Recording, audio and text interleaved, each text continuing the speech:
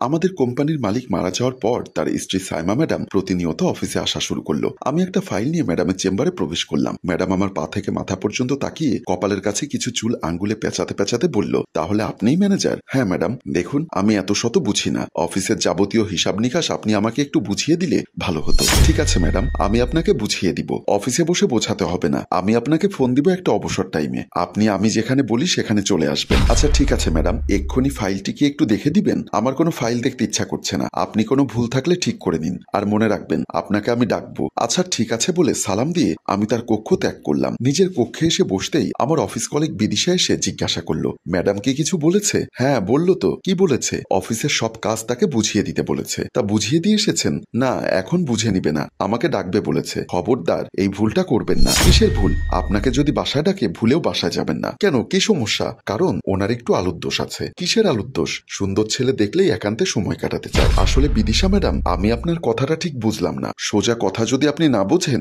তাহলে আমি আপনাকে কিভাবে বোঝাবো? ওনার স্বামী মারা গেছে 1 সপ্তাহ হয়নি। ওনার পোশাক আশাক দেখেছেন? ছোট ছোট পোশাক পরে অফিসে এসেছে। 2 মেয়ের মা, মেয়েদের বিদেশে পড়াশোনা করায়, কিন্তু নিজেই মেয়ে সেজে থাকে। তাতে দোষের কি? আরে আপনি তো দেখি বুঝেও না বোঝার ভান করছেন। আপনি এখন আপনার ডেস্কে যান, যে ফাইলটা দিয়ে এসেছি সে ফাইলটা ঠিক করুন। ম্যাডাম অফিসের মালিক, তিনি কি করলো না করলো সে বিষয় নিয়ে আপনাকে মাথা ঘামাতে হবে না। আপনি এখন আসতে পারেন। বিদিশা মুখটা কালো করে আর কোনো কথা না বলে আমার কক্ষ থেকে বের হয়ে গেল। আমি নিজেও ভাবলাম বিদিশার কথাটা কিন্তু মিথ্যা না। অফিস শেষে বাসায় প্রবেশ করতেই আব্বু দৌড়ে এসে আমার হাত ধরে বলল, জরুরি একটা খবর আছে, খবরটা শুনলে তুই বুঝবি মানুষ মানুষের সাথে কিভাবে অমানুষের মতো ব্যবহার করতে পারে। কি খবর আব্বু?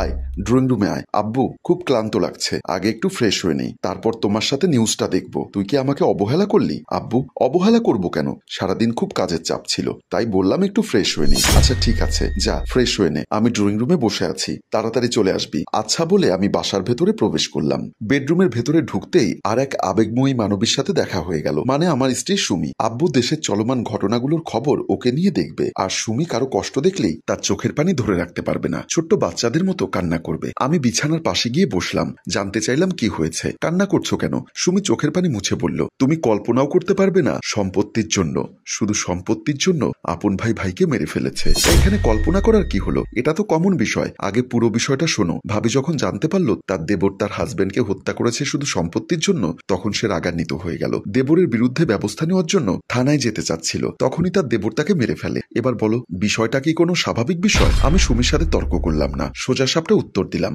আসলেই বিষয়টা স্বাভাবিক নয়। এখন তুমি একটু স্বাভাবিক হও, কান্নাকাটি বন্ধ করে আমাকে নাস্তা দাও। আমি ফ্রেশ হয়ে ড্রয়িং রুমে গেলাম। কেন ড্রয়িং রুমে? কি, তোমার শ্বশুর বসে আছে, আমাকে আশ্চর্যজনক একটা খবর দেখাবে। আরে ওই খবরই তো তোমাকে দেখাবে। আমি আর কোনো কথা না বলে বিছানা থেকে উঠে ওয়াশরুমের দিকে চলে গেলাম। রাতের খাবার শেষে আমি বারান্দায় দাঁড়িয়ে সিগারেটে টান দিচ্ছিলাম, এমন সময় ম্যাডাম আমাকে ফোন দিল। আমি কলটা রিসিভ করতেই অপর প্রান্ত থেকে ম্যাডাম বলল, আগামীকাল রাতে আপনি আমার সাথে ডিনার করবেন। আমি চকলেট খুব পছন্দ করি, আমার বাসায় আসবার সময় সাথে করে কিছু চকলেট নিয়ে আসবেন। আমি জানতে চাইলাম, বাসায় আর কে কে আসবে? উত্তরে তিনি বললেন, কেউ আসবে না, শুধু তুমি আসবে, কিন্তু দয়া করে সেই প্লেবয় পারফিউম দিয়ে এসো না, অ্যারিজোনার চকলেটটা মেখে আসবে। বাসায় আসলে আমি তোমাকে টাকা দিয়ে দিব। সবকিছু আমাকে অবাক করে দিচ্ছিল। কথার মাঝে ম্যাডাম একবার বলল, তুমি যে আমার বাসায় আসবে এটা কাউকে বলার দরকার নেই। আমি বোকার মতো আচ্ছা বলে কলটা কেটে দিলাম, কিন্তু কিছুটা ভাবনায় পড়ে গেলাম, কেন তিনি একা আমাকে তার বাসায় যেতে বলল? আমি কি কথাগুলো সুমির সাথে শেয়ার করব নাকি করব না, মাথায় কিছুই ধরছে না। ভাবতে ভাবতে বাসার ভেতরে চলে গেলাম। সারাদিন কাজ শেষে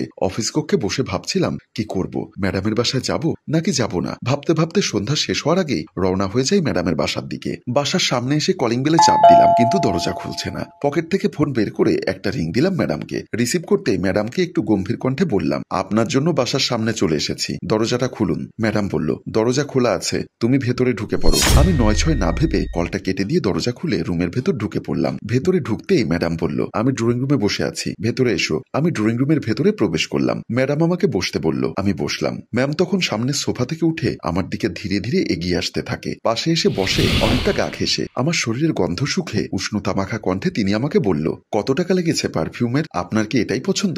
ম্যাম চোখ বন্ধ করে কলারের উপরে নাক নিয়ে নরম কণ্ঠে বলল, ভীষণ পছন্দ, যেটা বহুদিন আগে আমার প্রেমিকের শরীরে পেয়েছিলাম। আপনার প্রেমিকও ছিল? বিশ্বাস হচ্ছে না, একটু কষ্ট হচ্ছে। এই ঘ্রাণ পাওয়ার পরে কোলে মাথা গুজে হাতের স্পর্শ পেতে ইচ্ছা করে, তবে মনে হচ্ছে না বেশি কিছু আশা করা সম্ভব কারো থেকে। যাই হোক, কি খেতে পছন্দ করো তুমি? ম্যাম, আমাকে এখন যেই পরিস্থিতিতে আছড়ে ফেলে দিল, পুরুষ হলে নিজেকে নিয়ন্ত্রণ করা একদম কঠিন। এখন কিছু খাবো না, নটি বয়। আমার বাসায় প্রথম এসেছো, কিছু না খেলে কি হবে? তুমি বসো, আমি তোমার জন্য কিছু নিয়ে আসছি। বলেই ম্যাডাম বাসার ভেতরে চলে গেল। এসি চলছে, তারপরও আমি যেন ঘামছি আর ভাবছি ম্যাডামের মতিগতি তো ভালো নয়। অফিসের কাজ বোঝাতে এসে আবার কোন কাজ বোঝাতে হয় আল্লাহ জানে। আমি ভাবছি আর ঘামছি, হঠাৎ কানের কাছে একটা চিৎকারের শব্দ ভেসে আসলো। আমি চমকে উঠে দাঁড়িয়ে গেলাম, বুঝতে পারলাম এটা ম্যাডামের চিৎকার। দৌড়ে ড্রয়িং রুম থেকে বের হয়ে গেলাম। ড্রয়িং রুম থেকে বের হয়ে কোন রুমে যাব সেটা বুঝতে পারছিলাম না। কোন রুম থেকে যে চিৎকারের আওয়াজ ভেসে এসেছে সেটাও বুঝতে পারলাম না। দৌড়ে একটা রুমের দিকে চলে গেলাম। রুমের ভেতর ঢুকতেই আমার চোখ যেন কপালে উঠল। বিছানার উপর পড়ে আছে বিদিশার রক্তাক্ত মরদেহ। আমার সমস্ত শরীরের রক্ত যেন হিমশীতল হয়ে গেল। আমার মাথা যেন কাজ করছিল না। বিদিশা এখানে আসলো কখন? ওকে মারলই বাকে। এমন সময় পাশের আর একটা রুম থেকে গঙ্গানির আওয়াজ শুনতে পেলাম। দৌড়ে এই রুম থেকে অন্য রুমের দিকে পা বাড়ালাম। পাশের ওই রুমের ভেতরে ঢুকতেই আমি আবারও চমকে উঠলাম। দেখতে পেলাম ফ্লোরে রক্তাক্ত অবস্থায় ছটফট করছে ম্যাডাম। আমাকে দেখে হাত বাড়িয়ে কি যেন বলতে চাইছে, কিন্তু বলতে পারছে না। আমি দৌড়ে তার কাছে গেলাম। সে আমার হাত ধরে কি যেন বলতে চাচ্ছে। বুঝতে পারলাম তার খুব কষ্ট হচ্ছে, কিন্তু তার ইশারায় কিছু বলতে চাওয়াটা বুঝতে পারলাম না। আমি জানতে চাইলাম, আপনার এই অবস্থা কি করে হলো? আর বিদিশার লাশ আপনার ওই রুমে কেন? বিদিশাকে কে মেরেছে? তিনি আমার কোনো প্রশ্নের উত্তর দিতে পারল না। আমার চোখের সামনে ছটফট করতে করতে মৃত্যুর কোলে ঢলে পড়ল। এমন সময় আমার পকেটে থাকা মোবাইলের রিংটোন বেজে উঠল। আমি দরজায় দাঁড়িয়ে গেলাম। পকেট থেকে মোবাইলটা বের করে কলটা রিসিভ করে কানে ধরতেই অপর প্রান্ত থেকে অচেনা এক কণ্ঠ ভেসে আসলো, গেম ওভার বলেই কলটা কেটে দিল। আমি তার এই কথার কোনো আগাগোড়া বুঝতে পারলাম না। থ মেরে দাঁড়িয়ে রইলাম। আমার পৃথিবীর চারিপাশটা যেন ঘুরপাক খাচ্ছে, কিছুই মাথায় ধরছে না। ম্যাডামকেই বা কে মারলো? বিদিশাকেই বা কে মারলো? এমন সময় কলিং বেল বেজে উঠল। আমি আবারও চমকে উঠলাম। প্রিয় ভিউয়ার্স, এরপর কি হতে পারে রবিনের সাথে? আসলে খুন দুটো কে করেছে? আপনাদের যেমন জানতে ইচ্ছা করছে, আমাদেরও তেমন বলতে ইচ্ছা করছে। কিন্তু এই পর্বে নয়, আগামী পর্বে আপনাদের সব রহস্যের জট খুলে দেব। সে পর্যন্ত আমাদের সাথেই থাকুন। গল্পটি ভালো লাগলে লাইক, কমেন্ট ও শেয়ার করুন। গল্পটির রচনায় ফেরদৌস অপু, প্রযোজনায় মঞ্জুর মোর্শেদ। ধন্যবাদ।